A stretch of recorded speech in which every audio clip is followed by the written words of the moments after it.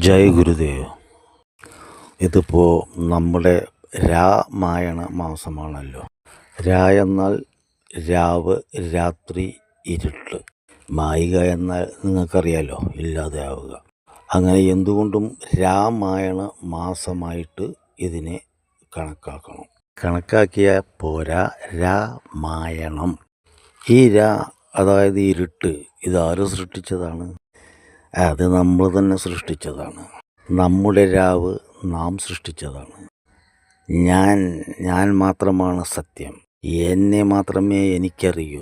മറ്റുള്ളതൊക്കെ എൻ്റെ അനുമാനങ്ങളാണ്. ഇതെൻ്റെ ഭാര്യ, അവളെന്നെ സ്നേഹിക്കുന്നു, എൻ്റെ അനുമാനം. ഇതെൻ്റെ മക്കൾ, അവരെന്നെ സ്നേഹിക്കുന്നു, അത് എൻ്റെ അനുമാനം. ഇതെൻ്റെ നാട്ടുകാർ, അവരെന്നെ സ്നേഹിക്കുന്നു, അത് എൻ്റെ അനുമാനം. ഇതിലൊക്കെ സത്യം എത്രയുണ്ടെന്ന് നമുക്കറിയില്ല. മധുരിക്കുന്ന ഒരു ഭാവന വെച്ച് ഉപ്പെടുത്ത് വായിലിട്ടാൽ വായിലിടുന്നത് ഒരു മധുരമായിരിക്കും, വായിലിട്ടാൽ സ്വഭാവം മാറും. ഇവിടെ ഇപ്പോൾ ജാതികളുടെ പേര് പറഞ്ഞു വലിയ അടി നടക്കുന്ന ഒരു കാലഘട്ടമാണ്. ഒരു കൂട്ടർ മറുകൂട്ട ഇകഴ്ത്തി ചവിട്ടി താഴ്ത്തി എന്നൊക്കെ പല കോലാഹലങ്ങളും നടക്കുന്നുണ്ട്. നോക്കൂ, നമ്മുടെ നാട്ടിൽ ഉന്നത കുലജാതരെന്ന് പറയുന്നവർ തികച്ചും വൃത്തികെട്ട സംസ്കാരവുമായി ജീവിക്കുന്നത് നിങ്ങൾ കണ്ടിട്ടുണ്ടാവും. ഏറ്റവും അധകൃത വർഗത്തിൽപ്പെട്ടവൻ എന്ന് പറയുന്നവൻ ഏറ്റവും ഉയർന്ന സംസ്കാരത്തിൽ ജീവിക്കുന്നത് നിങ്ങൾ കണ്ടിട്ടുണ്ടാവും. എന്നാലും നമ്മൾ ഈ പിച്ച വർത്തമാനം പറയാതിരിക്കില്ല. കാരണം നമ്മുടെ സമൂഹം ഇങ്ങനെ വെറുതെ നിലാവ് കണ്ട് ഓലിയിടുന്ന പട്ടികളെ പോലെയാണ്. ദൈവവും ഒരു ഫ്യൂഡലിസ്റ്റാണെന്നാണ് ഇവിടെ ഓരിയിടുന്ന പലരും പറയുന്നത്. അതൊന്നും നമുക്ക് പരിശോധിക്കാം. ദൈവം ഒരു ഫ്യൂഡലിസ്റ്റാണോ അല്ലെങ്കിൽ ഒരു ഫ്യൂഡലിസ്റ്റാണ് എന്ന രാവ് ഈ രാമായണ മാസത്തിൽ നമുക്ക് ഒന്ന് മായ്ക്കാൻ ശ്രമിക്കാം. മായുമോ എന്നുള്ളത് അനുഭവിച്ചറിയണം. തുളസീദാസിനെ പറ്റി കേട്ടിട്ടുണ്ടോ? നമുക്ക് രാമായണം മലയാളത്തിലേക്ക് പകർത്തി തന്ന തുഞ്ചത്ത് രാമാനുജൻ എഴുത്തച്ഛനെ പോലെ ഹിന്ദിയിലേക്ക് രാമായണം തർജ്ജമ ചെയ്യപ്പെട്ട മഹാത്മാവാണ് തുളസീദാസ്. അദ്ദേഹത്തിൻ്റെ അച്ഛൻ അക്ബർ ചക്രവർത്തിയുടെ കൊട്ടാരത്തിലെ ഉന്നത ഉദ്യോഗസ്ഥനായിരുന്നു. ഈ തുളസീദാസ് കുട്ടിക്കാലത്ത് അമ്മയുടെ പിന്നാലെ ഉപഗ്രഹമായി ചുറ്റിക്കറങ്ങിക്കൊണ്ടിരിക്കുകയാണ് അയാൾക്ക് പണി. എപ്പോൾ നോക്കിയാലും അമ്മ അതിലാണോ അതിൻ്റെ പിറകെ അമ്മയോട് ഇങ്ങനെ പൊന്നാരങ്ങളും പറഞ്ഞിങ്ങനെ നടക്കും. മുതിർന്നിട്ടും ഇത് കണ്ടപ്പോൾ അവർക്ക് ഭയങ്കര വിഷമമായി. അല്ല, വിദ്യാഭ്യാസമൊക്കെ ഉണ്ട്, പഠനമൊക്കെ ഉണ്ട്, എങ്കിലും അല്ലാത്ത സമയങ്ങളിൽ ഇയാൾ ഫുൾ ടൈം അമ്മയുടെ പിറകെ എങ്ങനെ ചുറ്റിക്കറങ്ങുക പണി. അമ്മേ അതെന്താ അമ്മേ അങ്ങനെയല്ലേ അമ്മേ? ഇത്തരം പിള്ളേരെ നിങ്ങൾ കണ്ടിട്ടുണ്ടാവും നിങ്ങളുടെ വീടുകളിലൊക്കെ. ഇദ്ദേഹം അങ്ങനെയായിരുന്നു. അപ്പോൾ പൊതുവേ നമ്മുടെ രക്ഷിതാക്കൾ മക്കളെ കുറിച്ചാണല്ലോ ഉത്കണ്ഠാകുലരാകുന്നത്. അവരുടെ ഭാവിയാണല്ലോ രക്ഷിതാക്കളുടെ ടെൻഷൻ എപ്പോഴും.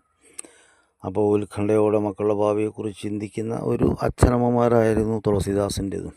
അവരുടെ ബുദ്ധിയിൽ അവർ കണ്ടെത്തിയൊരു വഴി ഇതിൽ നിന്ന് ഇവനെ രക്ഷപ്പെടുത്താൻ ഇവനെ കൊണ്ടൊരു കല്യാണം കഴിപ്പിക്കുക എന്നതായിരുന്നു. അത് അവരല്ല, നമ്മൾ പലരും ചെയ്യാറുണ്ട്. എന്നൊരു പെൺകുട്ടിയുടെ ജീവിതം കൂടി നമ്മൾ വഴിയാധാരാക്കാറുണ്ട്.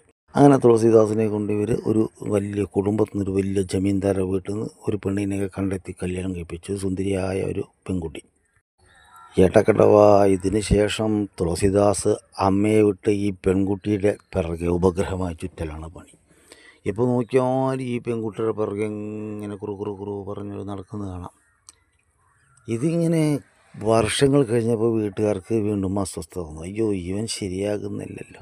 അപ്പോഴാ അമ്മ പറഞ്ഞു, നോക്കൂ, നിങ്ങൾ പറഞ്ഞ ചക്രവർത്തിയുടെ അടുത്ത് പറഞ്ഞിട്ട് ഇവൻ അവിടെ ഒരു ജോലി ശരിയാക്കി കൊടുക്കൂ. എന്നാൽ അവൻ ഈ 24 മണിക്കൂറും അവളുടെ മുറി കയറി കഥ കളച്ചിരിക്കുന്ന പരിപാടി മാറ്റും. ചക്രവർത്തിയാകുമ്പോൾ അവന് പേടിയും കാണും. അങ്ങനെ ആ അച്ഛൻ അക്ബർ ചക്രവർത്തിയോട് പറഞ്ഞ് ഇദ്ദേഹത്തിന് അവിടെ ഒരു ജോലി ശരിയാക്കി കൊടുത്തു. അങ്ങനെ അദ്ദേഹം ജോലിക്ക് പോകാൻ തുടങ്ങി.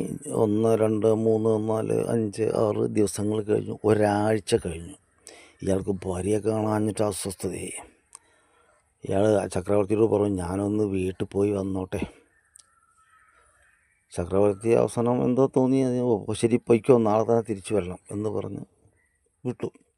സമയം രാത്രിയായിട്ടുണ്ട്. അതൊന്നും അയാൾ കണക്കാക്കിയില്ല. അയാൾ നേരെ വീട്ടിലേക്ക് യാത്രയായി. വീട്ടിലെത്തിയപ്പോൾ അർദ്ധരാത്രിയാണ്. അമ്മയോട് ചോദിച്ചു, അവളെവിടെ? അയ്യോടാ മോനെ, നീ ഇവിടുന്ന് പോയതിൻ്റെ പിറ്റന്നാൾ അവളുടെ വീട്ടിൽ പോയി.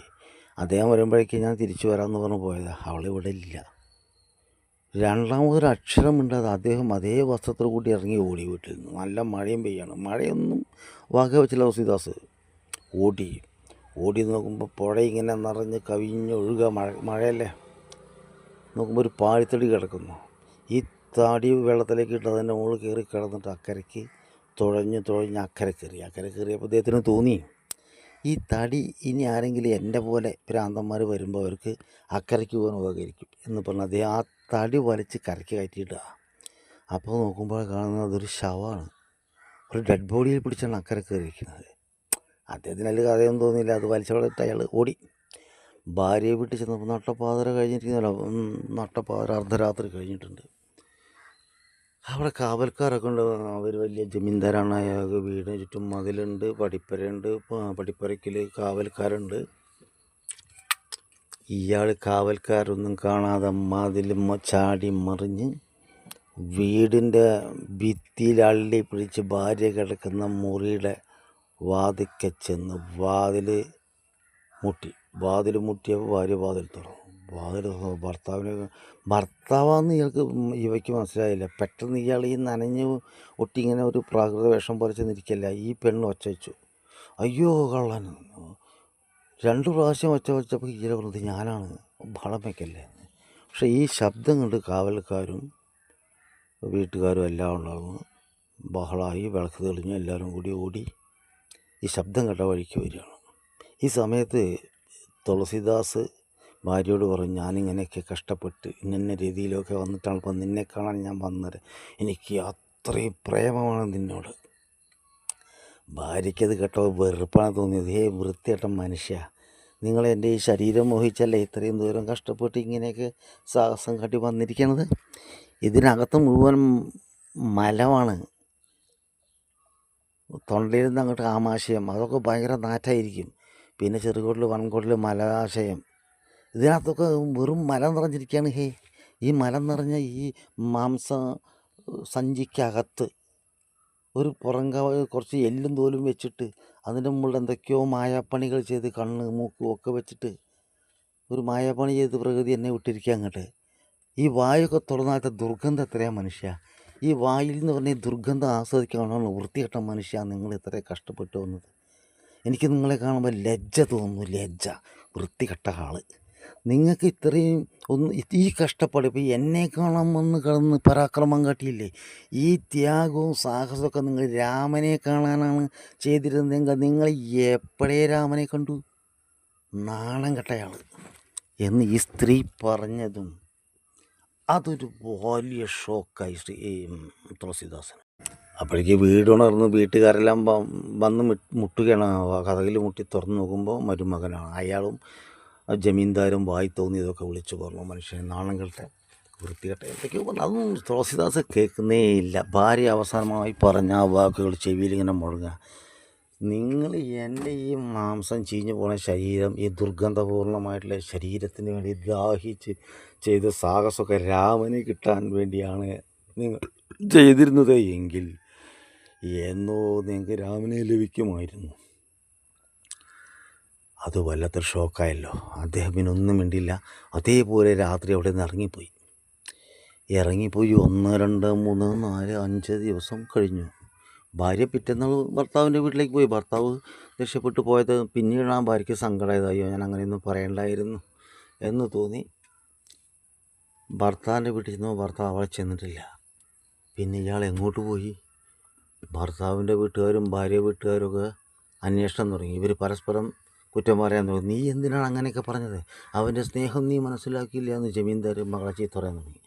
മകൾ പറഞ്ഞപ്പോൾ അച്ഛനും പറഞ്ഞില്ലേ, ഞാൻ പറഞ്ഞതൊന്നും അവന് വിഷയമല്ല, നീ പറഞ്ഞതാ വിഷയം. നമ്മളങ്ങനെയാണല്ലോ, ഒരു പിഴവ് പറ്റിക്കഴിഞ്ഞാൽ അത് മറ്റവരിൽ ആരോപിക്കാൻ വേണ്ടിയിട്ട് നമ്മൾ മത്സരിക്കും. അങ്ങനെയാണ് നമ്മൾ ബുദ്ധിമാന്മാരായിട്ടുള്ള പ്രബുദ്ധരായിട്ടുള്ള ജനത, അങ്ങനെയാണ് പതിവ്.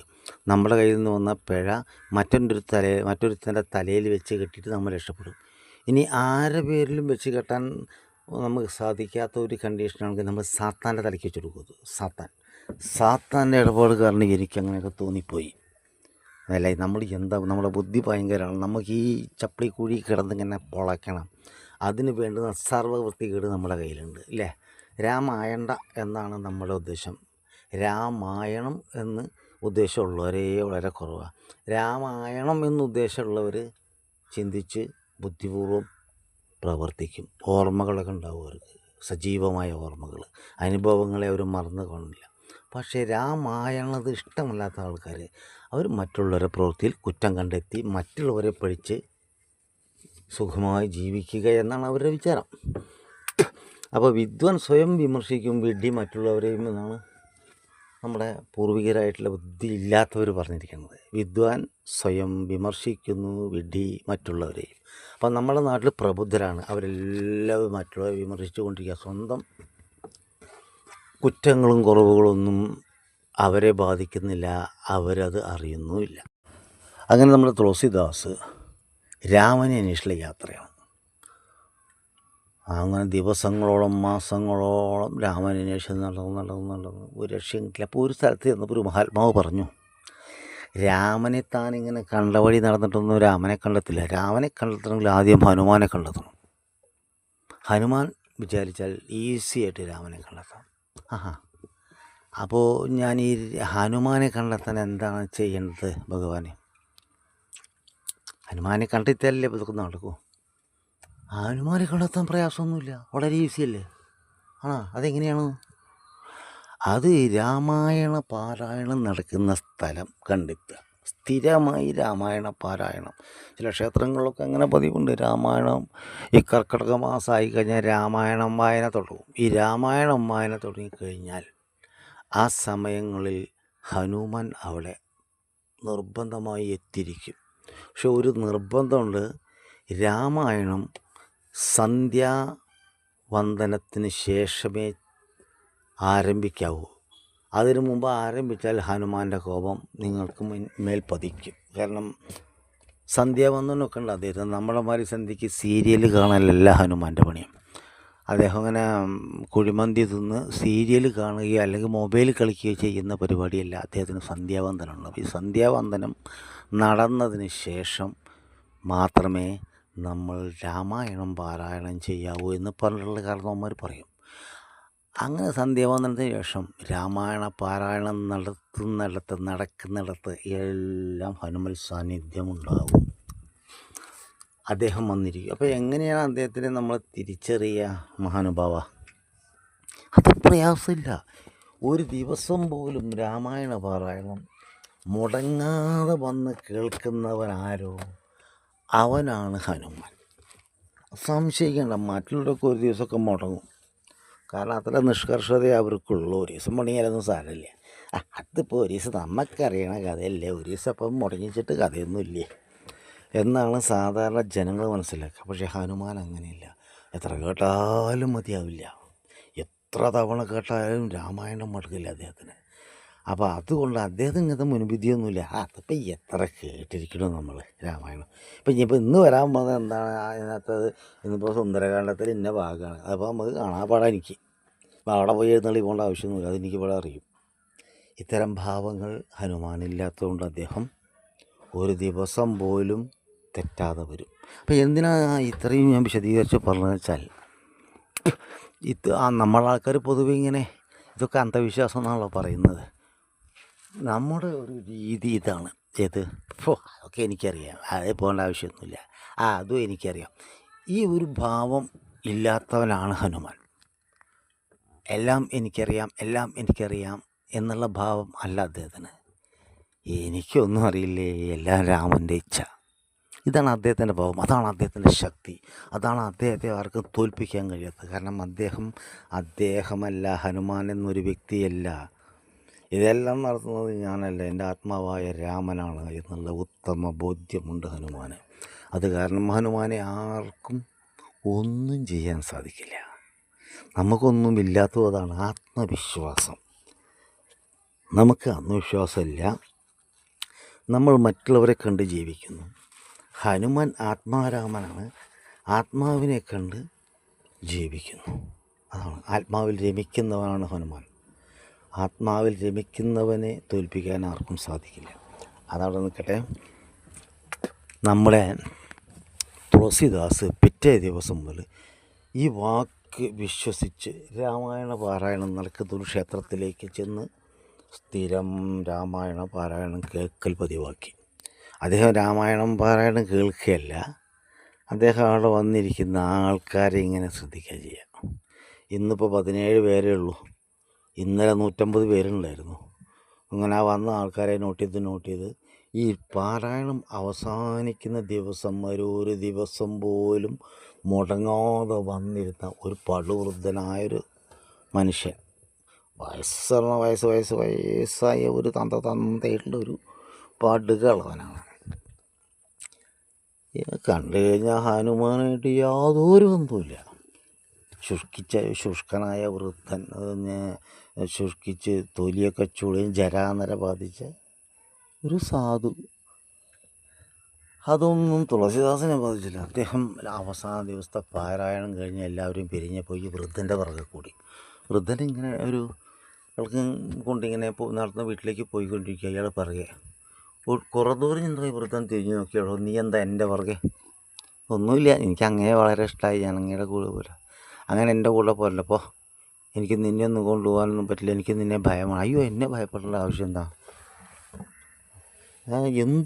പലതും പറഞ്ഞ് പിന്തിരിപ്പിക്കാൻ നോക്കിയിട്ട് ഈ ചക്കൻ പിന്തിരിയുന്നില്ലല്ലോ എന്ന് കണ്ടപ്പോൾ ഈ വൃദ്ധൻ പറഞ്ഞു, നിൻ്റെ ശരിയായ ഉദ്ദേശം പറ, എന്താണ്?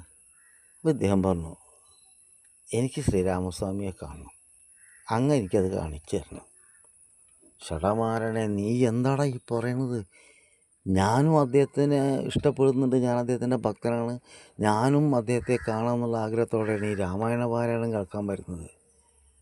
എന്നിട്ട് നീ എന്നോട് ഞാൻ ഹനുമാനാണെന്ന് ആരാ നിന്നോട് പറഞ്ഞത്? അപ്പോൾ ഇവൻ പറഞ്ഞത്, അങ്ങക്ക് അറിയാലോ അങ്ങ് ഹനുമാനാണെന്നുള്ളത്, എനിക്കും അറിയാം, ജനങ്ങൾക്കൊക്കെ അറിയാം. ഞാൻ എങ്ങനെയാണ് ഹനുമാൻ എന്ന് നീ തീരുമാനിക്കുന്നത്? ഹനുമാൻ സ്വാമിക്ക് മാത്രമേ ഒരു ദിവസം പോലും പിഴയ്ക്കാതെ വന്ന് ഈ രാമായണ പാരായണം കേൾക്കാൻ സാധിക്കൂ. ഞാൻ നോക്കിയപ്പോൾ അങ്ങാണ് ഒരു ദിവസം പോലും തെറ്റാതെ ഇതിൽ പങ്കെടുത്തത്. എന്നോടൊരു സ്വാമി പറഞ്ഞിട്ടുണ്ട്, ഹനുമാൻ സ്വാമിക്ക് മാത്രമേ ഒരു ദിവസം പോലും പിഴവ് പറ്റാതെ അവധിയെടുക്കാതെ രാമായണ പാരായണത്തിന് ഹാജരാവാൻ സാധിക്കുമെന്ന്. അത് സത്യമാണ്, ആ സ്വാമി നുണ പറയില്ല. അങ്ങ് ഹനുമാൻ സ്വാമി തന്നെയാണ്. എന്നെ കൈവടിയരുത്, കാൽ കയറി പിടിച്ചു ഇയാൾ. ഹനുമാൻ സ്വാമി കാല് കുടഞ്ഞ് മുന്നോട്ട് നടന്നു, ഇയാൾ പുറകെ കൂടി. കുറേ കഴിഞ്ഞപ്പോൾ ഇദ്ദേഹം പൊട്ടിക്കരയാൻ തുടങ്ങി. തുളസിദാസ്, അങ്ങ് ഇത്ര ക്രൂരനാണോ? അങ്ങ് വലിയ ദയാമയനാണ്, ഭക്തവാത്സല്യമുള്ള ആളാണ്, വേഗം മനസ്സലിയെന്നൊക്കെ ഞാൻ കേട്ടിരിക്കണേ. അങ്ങ് എന്നെ എന്തിനാണ് ഇങ്ങനെയൊക്കെ വേദനിപ്പിക്കുന്നത്?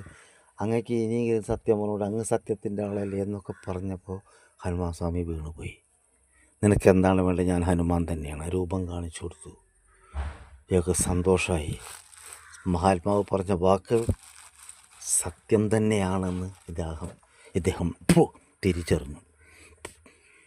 അങ്ങനെ ഹനുമാൻ സ്വാമി ഇയാളോട് പറഞ്ഞു, നീ ഒരു പണി ചെയ്യേ, നിനക്ക് രാമനെ കാണുന്ന അത്ര വലിയ ആഗ്രഹമാണെങ്കിൽ സംസ്കൃത ഭാഷയിൽ നിന്നും രാമായണം ഇവിടുത്തെ സാധാരണക്കാരന് മനസ്സിലാക്കുന്ന രീതിയിൽ നീ തർജ്ജമ ചെയ്യണം. തർജ്ജമ ചെയ്ത് ഹിന്ദിയിലേക്ക്, സാധാരണക്കാരൻ്റെ ഭാഷയിലേക്ക് തർജ്ജമ ചെയ്ത് തീരുന്ന അന്ന് നിനക്ക് ഞാൻ ശ്രീരാമനെയല്ല, ലക്ഷ്മണനെയും സീതയെയും കാണിച്ചു തരും. രാമ-ലക്ഷ്മണന്മാരെ സീതാസമേതം ഞാൻ കാണിച്ചു തരും. ഇത് ഹനുമാൻ സ്വാമിയുടെ വാക്കാണ്. അയ്യോ, സന്തോഷമായില്ലേ?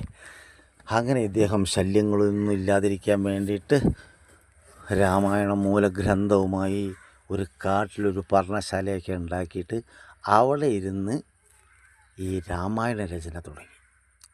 അങ്ങനെ രാമായണ രചന തുടങ്ങിയ കാലഘട്ടം അതങ്ങനെ കുറേ കാലം അദ്ദേഹം എഴുതിക്കൊണ്ടേയിരിക്കുകയാണ്. ഒരു ദിവസം 2 പെണ്ണുങ്ങൾ അതിൽ വിറകുണ്ടാക്കാനായിട്ട് വന്നത്. അവർ ഗ്രാമത്തിൽ നിന്ന് വരുന്നതാണ് വിറകുണ്ടാക്കാൻ. ഇവർ വിറകുണ്ടാക്കാൻ നടന്നു തോറ്റിങ്ങനെ നടക്കുന്ന സമയത്താണ് ഇവർ ഒരു പർണശാലയിൽ അതിഗംഭീരനായിട്ടുള്ള ഒരു യുവാവ്, നല്ല തേജസ്വിയായ യുവാവ്, ഒരു കുടിലും കെട്ടി അതിനകത്ത് എന്തോ കുറിച്ചുകൊണ്ടിരിക്കുകയാണ്. ഇവർ പോയിട്ട് ഇദ്ദേഹത്തിനെ ഒളിഞ്ഞു നോക്കി ഇദ്ദേഹത്തിൻ്റെ കുടിലിൻ്റെ ഒരു ഭാഗത്തു നിന്ന് ഒളിഞ്ഞു നോക്കി നിന്നു. അപ്പോൾ ഇദ്ദേഹത്തിൻ്റെ ഈ തേജസ്സും അവിടെയുള്ളൊരു മഹാശാന്തിയിലും ഇവരങ്ങനെ നോക്കിയിരുന്ന് ഇവർ ധ്യാനത്തിലേക്ക് പോയി. പരിസരബോധം എല്ലാം മറന്നു ധ്യാനത്തിലായി. ഒരുപാട് സമയം കഴിഞ്ഞിട്ടാണ് ഇവർക്ക് ബോധം വന്നത്, ഇവർ ഉണർന്നത്. അപ്പോഴേക്കും സമയം ഒരുപാട് വൈകിട്ടുണ്ട്. ദൈവമേ, എന്താണ് ഈ പറ്റിയത്? ഇയാളെന്തൊരു മായാവിയെ തോന്നുന്നുണ്ട്. ഇവിടെ ഇരുന്നിട്ട് നമുക്കിങ്ങനെ സംഭവിച്ചല്ലോ. അയ്യോ, നമുക്കിനി വേഗം ഒന്ന് വിറകൊന്നും വേണ്ട, വിറക് എങ്ങനെ കിട്ടാനാ? വിറക് തേടി ഇനി കണ്ടെത്തണ്ടേ, നമുക്ക് വീട്ടിലേക്ക് പോവാം എന്ന് പറഞ്ഞ് ഇവർ രണ്ടടി നടന്നപ്പോൾ ഇതാ കിടക്കുന്നു. ഇഷ്ടം പോലെ ഒരു മരം ഉണങ്ങി വീണ് മുന്നിൽ നിറയെ വിറക്. പെട്ടെന്ന് വിറകൊക്കെ ശേഖരിച്ച് കെട്ടിപ്പെറുക്കി സന്ധ്യയ്ക്ക് മുമ്പിൽ പതിവിലും കൂടുതൽ വിറകുമായി ഇവർ വീട്ടിൽ ചെന്നപ്പോൾ അയൽവാസികളോടൊക്കെ ഇവർ പറഞ്ഞു, എടീ, ഇങ്ങനെ ഒരു അനുഭവം ഉണ്ടായി. ഞങ്ങൾ ഏകദേശം ഒരു വൈകുന്നേരം വരെ ഈ സ്വാമിയുടെ അവിടെ എന്താ പറ്റിയെന്നറിയില്ല, നമ്മളാകെ മന്ത് പിടിച്ച പോലെ, മന്ദബുദ്ധിയായ പോലെ അവിടെ അങ്ങനെ കണ്ണടച്ചിരുന്നു. ഭയങ്കര ഒരു സുഖം, ഒരു സന്തോഷം. ഇരുന്നിരുന്നിരുന്ന് നേരം വൈകിപ്പോയി, വിറക് കിട്ടില്ല. ആകെ സങ്കടമായി. വീട്ടിൽ ഇനി വിറകില്ലാതെ വരണം, കുറേ സഞ്ചരിക്കണം, ഇരുട്ടായി വരികയാണ് എന്നൊക്കെ കരുതി ഇങ്ങനെ വന്നപ്പോൾ ഇഷ്ടം പോലെ വിറക്, ഒരു മരം മുഴുവൻ ഉണക്കമരം വീണ് കിടക്കുന്നില്ല റോഡ് വഴിയിൽ. സാധാരണത്തേക്കാൾ കൂടുതൽ വിറകും കിട്ടി. സാധാരണ വരുന്നതിന് നേരത്തെ വീട്ടിലെത്തി. അത്രയും നേരം ആ കാട്ടിനകത്തിരുന്ന് വല്ലാത്തൊരു സുഖകരമായിട്ടുള്ള അനുഭൂതി, ഒരു ധ്യാനമൊക്കെ ഞങ്ങൾക്ക് കിട്ടുകയും ചെയ്തു. എന്നാൽ ആ സ്വാമിയൊന്ന് കാണുമല്ലോ. അങ്ങനെ പിറ്റേന്നാൾ ഗ്രാമത്തിലേക്ക് ഒരു പറ്റം ആൾക്കാർ ഈ സ്വാമിയെ കാണാൻ വന്നു. അങ്ങനെ കേട്ടറിഞ്ഞ് സ്വാമിയെ കാണാൻ ആൾക്കാർ വന്നു. ഇദ്ദേഹം അതൊന്നും ശ്രദ്ധിക്കില്ല, അദ്ദേഹം ഇരുന്ന് എഴുത്ത് തന്നെ എഴുത്ത്. അപ്പോഴേക്കും എന്താ സംഭവിച്ചതെന്ന് പറഞ്ഞു കഴിഞ്ഞാൽ, നാട്ടിലെ പ്രബലരായിട്ടുള്ള സമ്പന്നവർഗങ്ങളും പാവപ്പെട്ടവരും സർവരും ഈ പർണശാലയ്ക്ക് ചുറ്റും വന്ന് തമ്പടിച്ചു. സമ്പന്നർ ചിലരിങ്ങനെ കണ്ടു. ഇദ്ദേഹത്തിൻ്റെ ഈ പ്രഭാവലയത്തിൽ വന്നപ്പോൾ സമ്പന്നർക്കും എന്തൊക്കെ ചെയ്യണം, കയ്യിൽ കാശ് വെച്ചിട്ടുണ്ട്. അതൊക്കെ ഉള്ളിലെ ആ ഒരു രാമൻ ഉണർന്നു, ആത്മാവ് ഉണർന്നു. അത് രാമായലും അത് തന്നെയാണ്.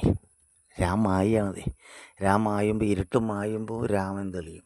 അപ്പോൾ ഈ രാമൻ തെളിഞ്ഞവരെന്ത് ചെയ്തു, ഈ പർണശാലയുടെ തൊട്ടപ്പുറത്ത് കുറേ നെടുമ്പരകളുണ്ടാക്കി ഈ വരുന്ന ഭക്തന്മാർക്ക് അന്നദാനം കൊടുക്കാനുള്ള സെറ്റപ്പൊക്കെ, പൈസ ഉള്ളൊരു അന്നദാനത്തിന് വേണ്ട അരി സാധനങ്ങളൊക്കെ കൊണ്ടേ കൂമ്പാരം കൂട്ടി ഇട്ട് കൊടുത്തു.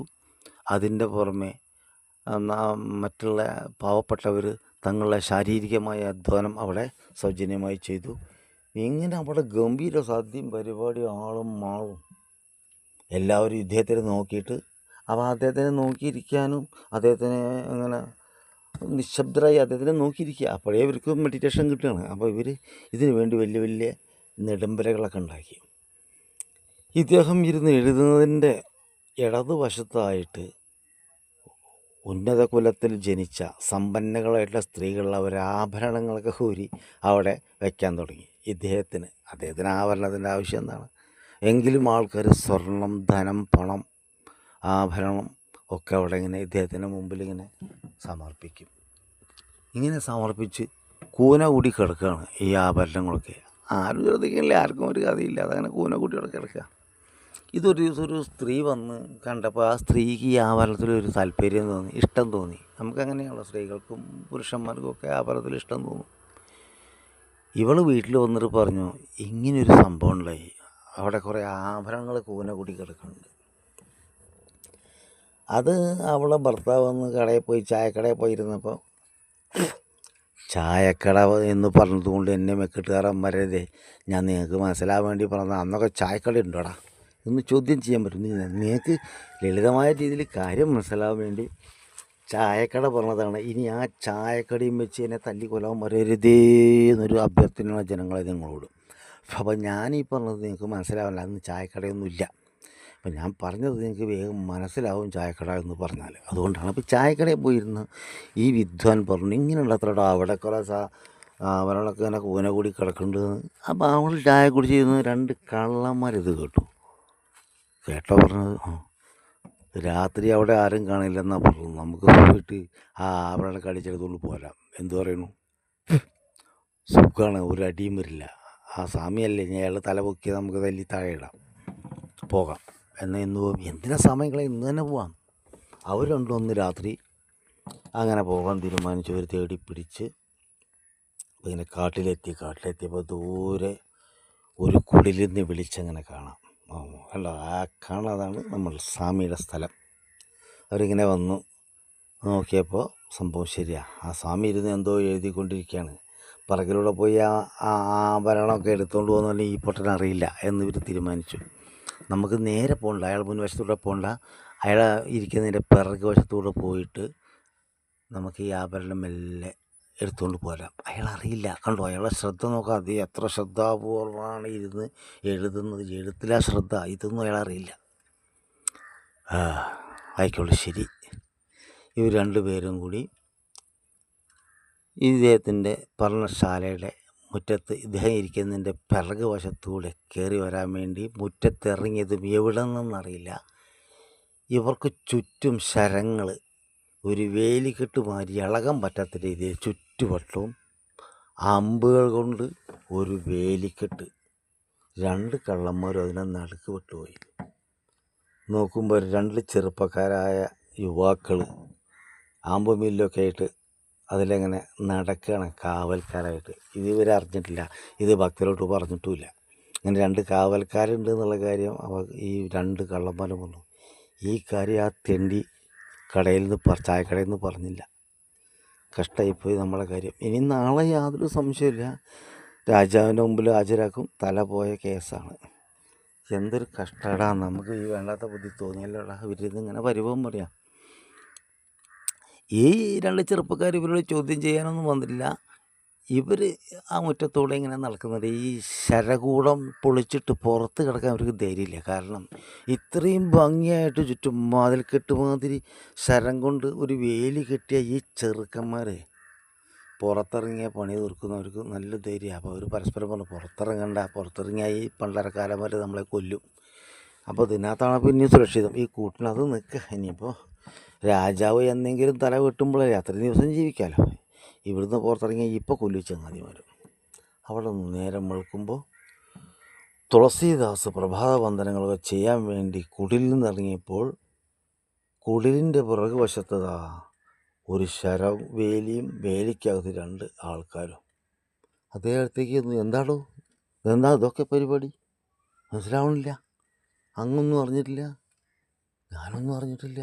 ഇതൊക്കെ ഇന്നലെ രാത്രി 2 ചെറുക്കന്മാർ, നല്ല ഭംഗിയുള്ള 2 ചെറുപ്പക്കാർ അമ്പും മില്ലൊക്കെ ധരിച്ചിട്ട് നിൽക്കുന്നുണ്ട്. ഞങ്ങൾ അങ്ങയുടെ ഈ ആഭരണങ്ങളൊക്കെ തട്ടിയെടുക്കാൻ വേണ്ടി വന്നതാണ്. ഞങ്ങൾ ഈ മുറ്റത്ത് കാല് കുത്തിയതും ക്ഷണനേരം കൊണ്ട് ഇതുപോലൊരു വേലിക്കെട്ട് ഇവന്മാർ അമ്പ് ചെയ്ത് ഞങ്ങളെ ചുറ്റും നിരത്തി. തമ്പുരാനെ, ഞങ്ങളെ കാത്തുരക്ഷിക്കാൻ രാജാവ് പറഞ്ഞാൽ തല പോകും. ഉടനെ തുളസീദാസ് ആ കള്ളന്മാരുടെ പാദങ്ങളിൽ വീണ് നമസ്കരിച്ചു. നിങ്ങളിത്ര ദിവ്യന്മാരാണെന്ന് ഞാനിപ്പോഴാണ് മനസ്സിലാക്കിയത്. നിങ്ങളുടെ ഭാഗ്യവും പുണ്യവും എത്രയാണ്. മറ്റുള്ളവരെ ധനം അപഹരിച്ച് നടക്കുന്ന നിങ്ങൾ എല്ലാവരാലും വെറുക്കപ്പെട്ട നിങ്ങളുടെ മുമ്പിൽ ആ വന്ന 2 ചെറുപ്പക്കാർ സാക്ഷാൽ ഭഗവാൻ ശ്രീരാമനും അനുജൻ ലക്ഷ്മണനുമാണെടോ. ഭാഗ്യവാന്മാരെ, നിങ്ങളുടെ പാദങ്ങൾ നമസ്കരിച്ച് എൻ്റെ പാപം തീരട്ടെ എന്ന് പറഞ്ഞ ആ പുണ്യാത്മാവ് ആ 2 കള്ളന്മാരുടെ പാദങ്ങളിലും വീണ് നമസ്കാരം ചെയ്തു. നിങ്ങൾ കേൾക്കണം, നിങ്ങൾ മനസ്സിലാക്കണം.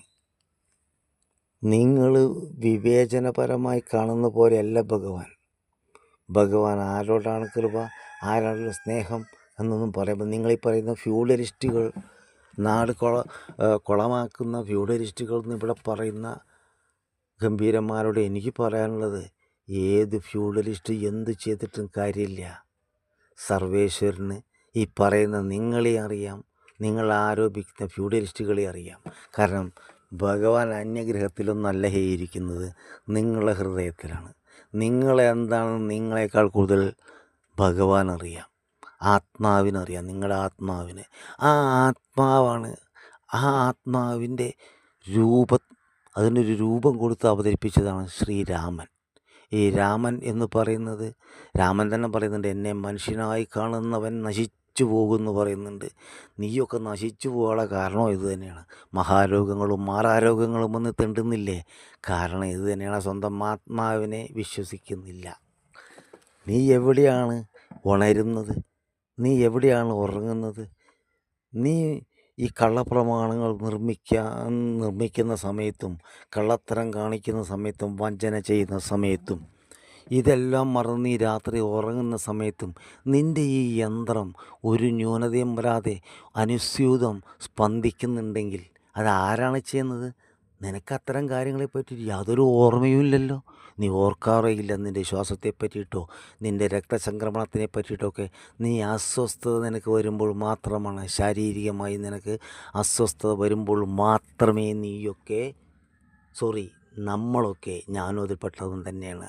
നിങ്ങൾ കുറേ മോശക്കാർ, ഞാൻ ഒരു നല്ലവനൊന്നല്ല ഈ പറഞ്ഞു വന്നപ്പോൾ അറിയാതെ നമ്മുടെ ആ സംസ്കാരം വന്നു പോയതാണ്. ക്ഷമിക്കുക, മാപ്പ് ചോദിക്കുന്നു. ഞാനടക്കം ചെയ്യുന്നത് തന്നെ അത് തന്നെയാണ്. ഏത് എന്തെങ്കിലും വേദന, ഞാനിപ്പോൾ എനിക്ക് ഈ അടുത്ത് എനിക്ക് ഊരവേദന വന്നപ്പോഴാണ് ഊര എന്നൊരു അവയവത്തെപ്പറ്റി ഞാൻ ചിന്തിച്ചത്. ഇതുപോലെ തന്നെയാണ് സഹോദരങ്ങളെ നമ്മളെല്ലാവരും ചെയ്യുന്നത് തന്നെയാണ്. നമുക്ക് ശ്വാസതടസ്സം വരുമ്പോൾ നമ്മൾ വായുവിനെ പറ്റിയും ശ്വാസത്തെപ്പറ്റിയും ചിന്തിക്കും. അപ്പോൾ ഇതൊന്നും ഇല്ലാത്ത അവസരത്തിലും ഈ ശ്വാസഗതി നടക്കുന്നുണ്ട്, ഈ രക്തചംക്രമണം നടക്കുന്നുണ്ട്, സമയാസമയങ്ങളിൽ വിശപ്പ് വരുന്നുണ്ട്, മലവിസർജനത്തിന് തോന്നുന്നുണ്ട്, അതേപോലെ തന്നെ ഉറക്കമുണ്ട്. ഈ സമയങ്ങളിലൊക്കെ ഈ യന്ത്രം ആരോ പ്രവർത്തിപ്പിച്ച് നിലനിർത്തുന്നില്ലേ?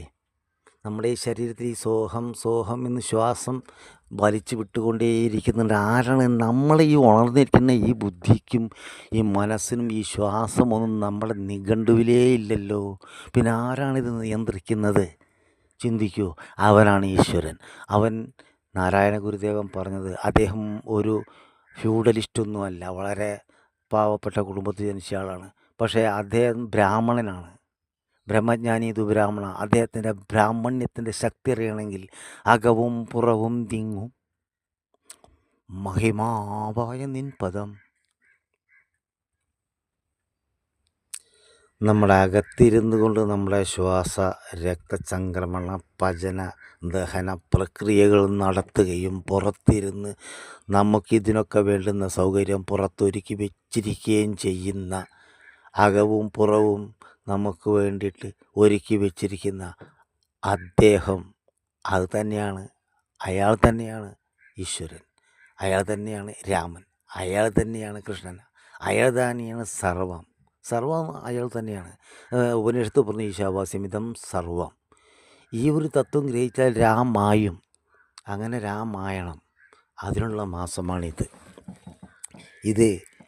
അതേപോലെ തന്നെ ഗുരുദേവൻ പറഞ്ഞ വേറൊരു അതിൽ തന്നെ ഒരു ഭാഗത്തുള്ളൊരു ശ്ലോകം, ദൈവമേ നീയല്ലോ സൃഷ്ടിയും സൃഷ്ടികർത്താവും സൃഷ്ടിക്കുള്ള സാമഗ്രിയും സൃഷ്ടിജാലവും. അപ്പം അതിൻ്റെ ആ പറഞ്ഞതിൻ്റെ സാരം എന്താണ്? ഈശാവാസ്യമിതം സർവം. ഈ കാണുന്നതൊക്കെ അയാൾ തന്നെയുള്ളൂ. പിന്നെ അതേപോലെ ഭഗവാനെ ഈശ്വരനെ സ്തുതിക്കുന്നുണ്ട്. അനേക സ്വരൂപ സദാശിവ എന്ന് ജപിക്കുന്നുണ്ട്. അനേക സ്വരൂപ സദാശിവ, ഒന്നായവനെ, അനേകമായി നിലകൊള്ളുന്നവനെ, സദാ മംഗളമരുളുന്നവനെ എന്നാണ് ആ വരികളുടെ അർത്ഥം. ഇത് പൊളിക്കാതെ തേങ്ങ പട്ടി കിട്ടിയ മാതിരി ഓരോരുത്തർ വായി തോന്നിയ പോലെ വിളിച്ചു പറഞ്ഞിട്ട് ഒക്കെ വികലമാക്കി വെച്ചിരിക്കുകയാണ് ഇവിടെ. ഇത് മാറാൻ രാമായണം, അതിനുള്ള മാസമാണിത്. അപ്പോൾ തുളസീദാസിൻ്റെ കഥ ഞാൻ ഉദ്ദേശിച്ച ഭാഗത്ത് ഞാൻ നിർത്തിയിരിക്കുകയാണ്. അതായത് ഈ 2 കള്ളന്മാരുടെ മുമ്പിൽ രാമൻ പ്രത്യക്ഷപ്പെട്ടു.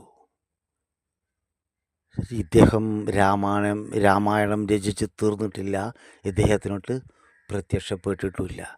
ഭക്തജനങ്ങളെ, നിങ്ങളിത് മനസ്സിലാക്കണം. ഭഗവാന്റെ ദൈവത്തിൻ മനം ആര് കണ്ടു? പിന്നെ നിങ്ങൾ ഈ അല്പബുദ്ധിയും വെച്ച് വിലയിരുത്തല്ലേ. അദ്ദേഹം തീരുമാനിക്കട്ടെ എല്ലാ കാര്യങ്ങളും. പിന്നീട് തുളസീദാസ് രാമായണം എഴുതി പൂർത്തിയാക്കുകയും രാമലക്ഷ്മണന്മാരെ സീതാസമേതം കാണുകയും ചക്രവർത്തി അക്ബർ അദ്ദേഹത്തിൻ്റെ പർണശാലകളിൽ വരികയും അദ്ദേഹത്തെ അനുമോദിക്കുകയും എല്ലാം ചെയ്തതായിട്ടാണ് അദ്ദേഹത്തിൻ്റെ ചരിത്രത്തിൽ പറയുന്നത്. നമ്മൾ പ്രസക്തമായ ഭാഗം അതല്ല. ഭഗവാന് പക്ഷഭേദങ്ങളൊന്നുമില്ല. തുളസീദാസന് മുൻപേ കള്ളന് മുമ്പിൽ പ്രത്യക്ഷപ്പെട്ടു. പക്ഷെ പ്രത്യക്ഷപ്പെട്ടപ്പോൾ കള്ളനത് തിരിച്ചറിയാൻ കഴിഞ്ഞില്ല. അവിടെയാണ്. അതിന് നമ്മൾ തുളസീദാസനെ കുറ്റം പറഞ്ഞിട്ട് കാര്യമുണ്ടോ? തുളസീദാസ് എന്താ ചെയ്തത്? ഈ തിരിച്ചറിയവില്ലായ്മയിൽ നിന്നും അവരെ അറിവിലേക്ക് കൈപിടിച്ചു. അത് രാമനും ലക്ഷ്മണനാണ്. ഈ ഒരു വാക്കോട് കൂടി ആ 2 കള്ളന്മാർ ഇദ്ദേഹത്തെ പ്രധാന ശിഷ്യന്മാരായി മാറി. അതൊരു പാപകർമ്മമായിട്ട് നിങ്ങൾക്ക് തോന്നാം. കാരണം മോഷണം ചെയ്ത് മുതലൊക്കെ കട്ടുമൂട്ടിച്ചും കാശുണ്ടാക്കി അടിച്ചു പൊളിച്ച് ജീവിക്കുന്ന 2 പാവങ്ങളെ വഴി തെറ്റിച്ചു എന്ന് വേണമെങ്കിൽ നിങ്ങൾക്ക് പറയാം. അതൊക്കെ നിങ്ങൾ പറഞ്ഞോളൂ, അതൊക്കെ നിങ്ങൾക്ക് പറയാൻ കഴിയൂ. എന്തായാലും നിങ്ങൾ അങ്ങനെയൊക്കെ കുപ്രചരണം നടത്തിയാലും ചിലപ്പോൾ നിങ്ങളെ അന്തര്യാമിയായിരിക്കുന്ന ഈ രാമൻ, ഈ കൃഷ്ണൻ, ഈ അള്ള, ഈ കർത്താവ്, ഈ ഈശോ അല്ലെങ്കിൽ ഈ യഹോവ പല അരി, ചാവൽ, അരിസി, റൈസ് എന്ന മാതിരി തന്നെ കരുതിയാൽ മതി. ഒരേ വസ്തു പല പേരിൽ അറിയപ്പെടുന്നു. അത്രയേ ഉള്ളൂ. അതാണ് മനസ്സിലാക്കേണ്ടത്. ഒരേ ഒരു വസ്തുവിനെ അറിവുള്ളവർ പലതായി പറയുന്നു. ഏകം സത് വിപ്ര ബഹുധാ വദന്തി എന്നാണല്ലോ. ഏക സത്യവസ്തുവിനെ പലരും പല പേരിൽ പറയുന്നു. അത്രയേ ഉള്ളൂ. ഇത് നിങ്ങൾ ഒരു നാൾ തിരിച്ചറിയും.